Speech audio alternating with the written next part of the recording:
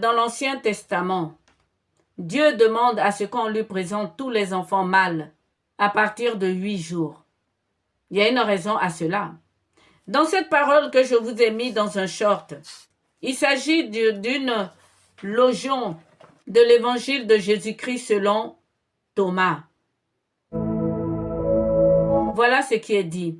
L'homme vieux dans ses jours n'hésitera pas à interroger un petit enfant de 7 jours à propos du lieu de sa vie, et il vivra. Frères et sœurs, un enfant, un bébé, connaît le lieu de vie mieux que nous.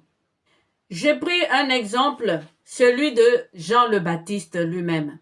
Jean le Baptiste, lorsqu'il était dans le sein de sa mère Élisabeth, dès que notre Seigneur Jésus-Christ s'est approché, alors qu'il était lui-même dans le sein de sa mère, Marie, Saint Jean le Baptiste a tressailli d'allégresse et sa mère a été remplie du Saint-Esprit.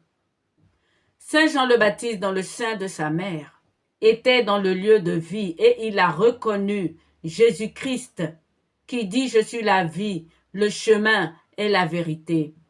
Lorsque ce Saint Jean de Baptiste est rentré dans son ministère de baptême, il a vu descendre l'Esprit Saint sur le Christ lorsqu'il l'a baptisé.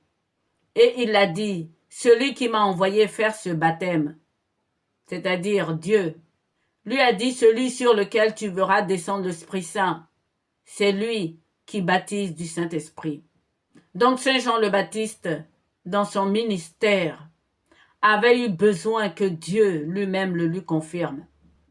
Et en troisième, lorsque Saint Jean le Baptiste a été arrêté et mis en prison, dans les tribulations, il savait qu'il allait être décapité. Il a envoyé ses disciples lui demander si c'était lui qui devait venir ou on devait en attendre un autre. Le même Saint Jean le Baptiste. Frères et sœurs, l'enfant nouveau-né connaît le lieu de vie, connaît Dieu plus que nous.